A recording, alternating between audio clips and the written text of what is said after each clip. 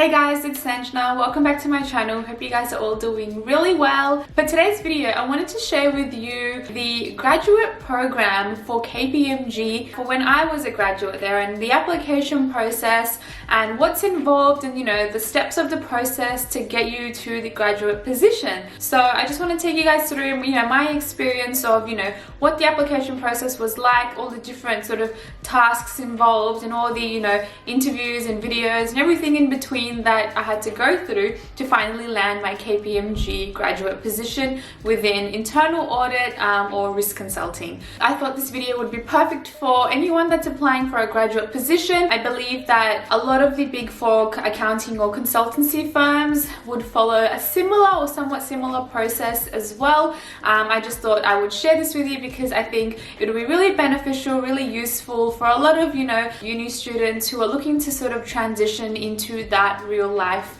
corporate world experience. So if you'd like to know more about the application process and what's involved, then please keep watching. Okay, so this is all purely based off of my experience working at KPMG, how I went through the entire application process, all the steps involved. So this may be different, this may be similar, I'm not sure, but regardless, I feel like it's going to be useful because a lot of these components, from what I have heard, are very similar and will definitely assist when applying for any job in general for that matter.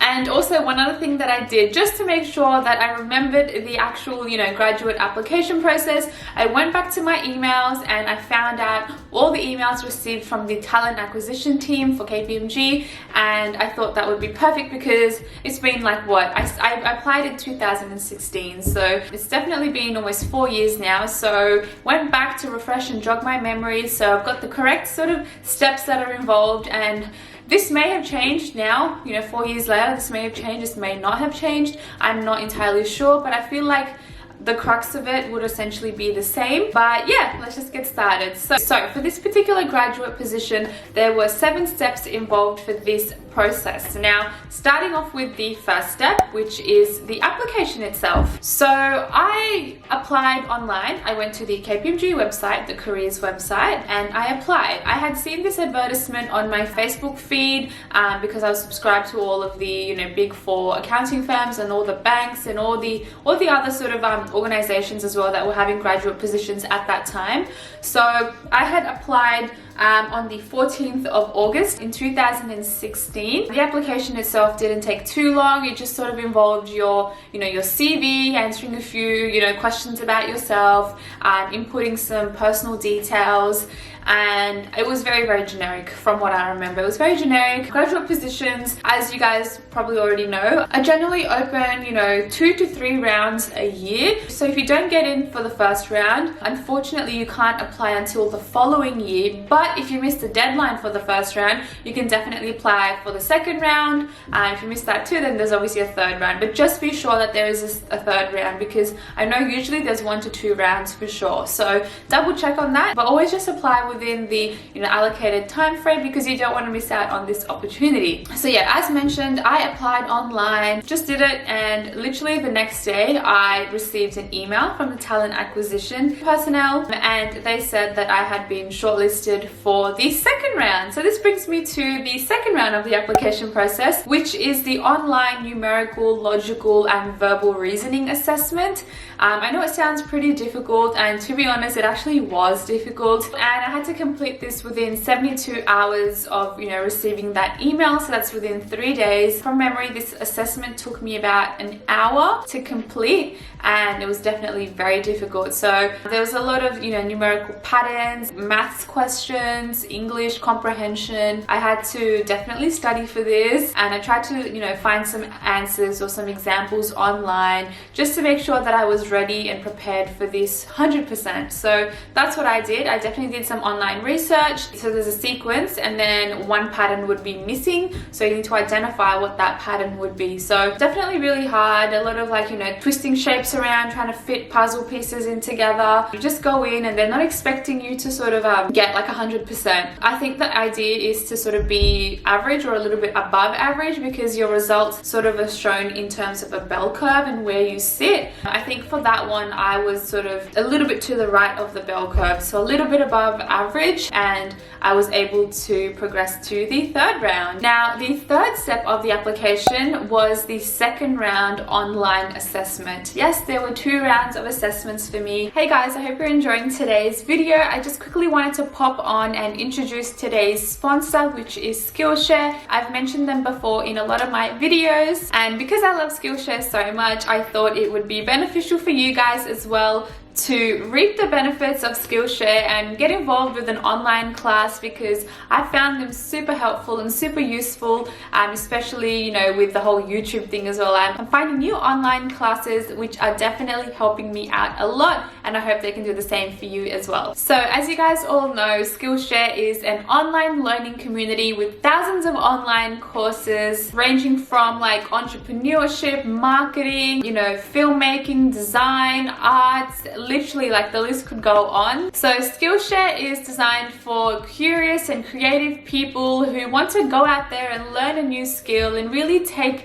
ownership of their, you know, their learning abilities and really try to, you know, and teach themselves something new. So I wanted to share some classes with you that I have recently been taking. So the first class that I'm taking is the YouTube Success, Build an Authentic Channel That's Worth the Follow. So this is by Sorel Amor, who is a YouTuber, videographer, and a photographer. So I've been going through this, and I feel like it's just so relevant with the work that I do, especially here on YouTube. So I think this is really good, especially for those of you who are out there, are starting a YouTube channel and you just want a little bit more direction. And another class that I've been taking is the Instagram worthy photography. So shoot, edit, and share with Brandon Wolfell, who is a photographer. So definitely been enjoying this one. I don't know if you guys can tell, but I've definitely sort of tried to ramp up my Instagram feed post content. But yeah, just going through and just seeing, you know, how to plan a shoot, the different equipment and settings involved. So yeah, those are the classes that I've definitely been loving. It's been different month to month,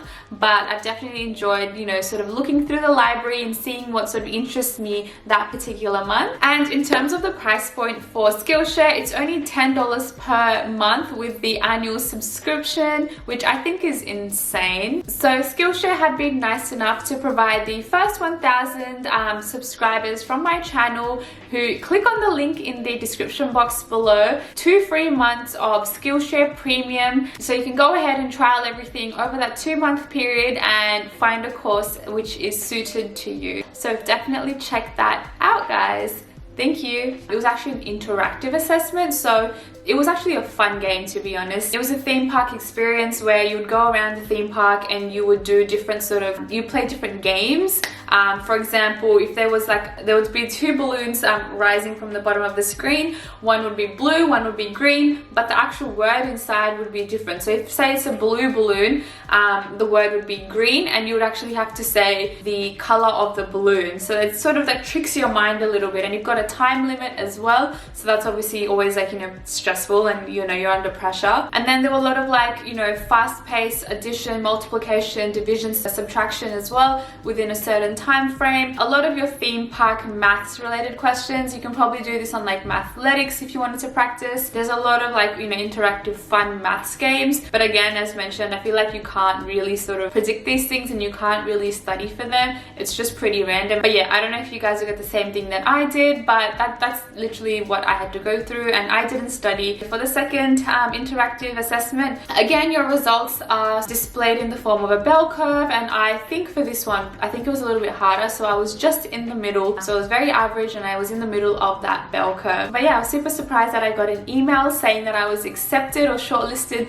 into the next round, which takes me to 4th step of the application process, which is the video interview. So I was shortlisted for the video interview. This had to be completed again within 72 hours, as did the previous assessment as well. So I've actually gone back to my emails and I've had a look at, you know, what are the specific requirements of this. So what's sort of involved in the video interview. interview, and from my research and looking into my emails, the video interview has 5 questions. You can only answer each question once. It is timed, so you've got 30 seconds to read the question and you've got 2 minutes to answer. So verbally answer the question, and once you click play, it starts. You can't, if you screw up, then you screw up. Unfortunately, you can't go back. So make sure you've got steady internet connection, everything's perfect, your battery's charged, everything's ready and good to go before you do start the video interview.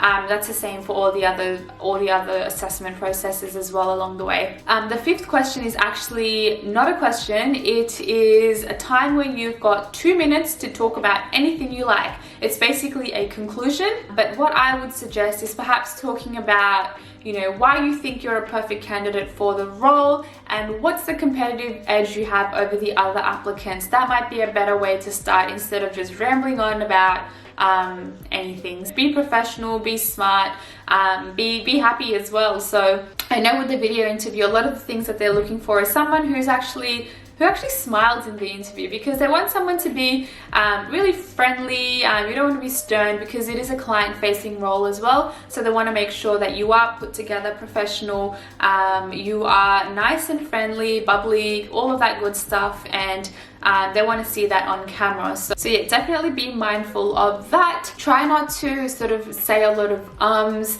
Try to give direct eye contact to the camera.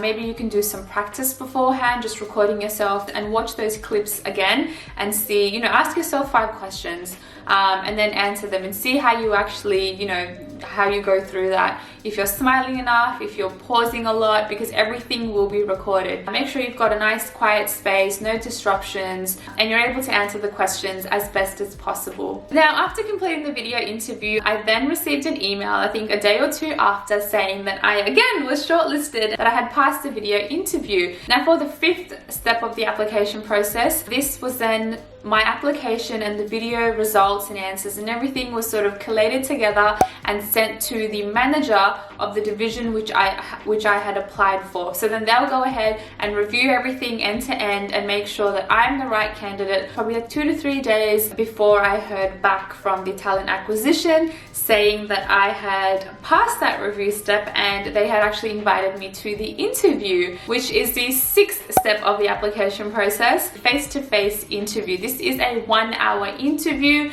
either with a partner or a senior manager or a manager. There's usually 2 people there, just so that they are able to make sure that they've asked all the questions. I'm not going to talk too much about the types of questions or the interview questions that I got asked. I have actually answered this in my video, which I will link up here. It's my experience working at the Big Four. I talk about the whole entire, me leading up to from high school to landing that KPMG job and all the steps involved in that. And I talk about the interview questions. They were typically, your very generic interview questions, and I definitely answered the questions within the STAR model. So if you're not aware of the STAR model, it's sort of a universal model where S stands for the situation. When you're answering a question, make sure you discuss, talk about the situation. T is the task, so what task did you do? A is the action, and R is the result. So try to sort of structure your responses in that format. It will definitely help in terms of just being more consistent and having that flow as well when you are answering those questions. But yeah, typical questions like, why did you apply for the role? Where do you see yourself in the next 5 to 10 years? Have you applied for other Big Four jobs as well?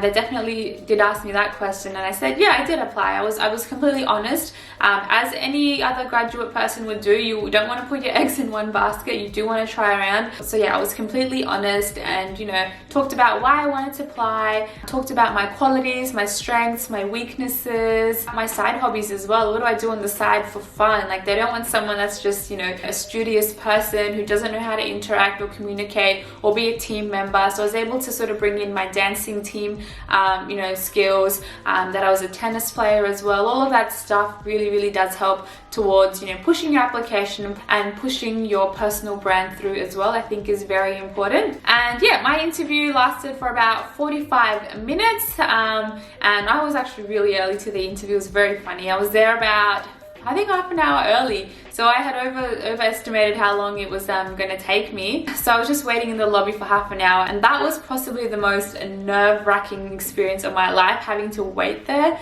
I get very stressed out if I'm there a bit early and, you know, don't have anything to do because I want to look professional in front of people that I don't even know yet. So yeah, my interview was, I think, at noon, and I had finished at about 1. So I left, I was on my way back home. It takes me about an hour and a half to get back home. I reached home, and then they had told me at the interview, like, we would give you a call once we finalize everything. So I was expecting the phone call to be, you know, somewhat maybe on, because this was on a Friday, I was expecting the phone call on a Monday, Tuesday, you know, possibly 5-day period. But once I reached home, I actually received the phone call like at 3 p.m, which was insane, telling me that I got the job. So I was so happy, over the moon, because obviously this was something that I really wanted to do. I feel like that just ticked off a lot of things off my bucket list at that point in time. Yeah, that's the entire application process and step by step as to what was involved when I went through KPMG. The application for the graduate position, it may be different, you know, division by division, or even, you know, year by year. So definitely just take what I say with a grain of salt. But yeah, definitely a few things there which you can practice and sort of try to get your head around before you do go for the interview. And yeah, after, you know, getting that confirmation, they send you the employment contract, which was the 7th step of the application process.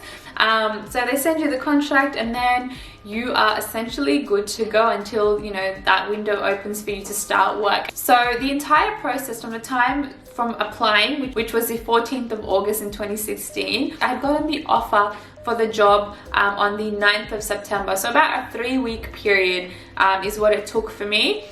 From the beginning to the end. So I think that's a pretty quick sort of process. It also depends on how quickly they want to go ahead with your application. A lot of factors involved as well. So if you haven't received anything or haven't heard back, don't worry. There could be other factors that are sort of influencing that delay. So just email the talent acquisition, the HR person who's, you know, looking after your application, and just follow up with them along the way. So in terms of me actually starting the graduate position, I know at the time that I started, there was actually no rotation program, which I was sort of happy about, because I feel like I had already known that I wanted to get into internal audit or risk consulting.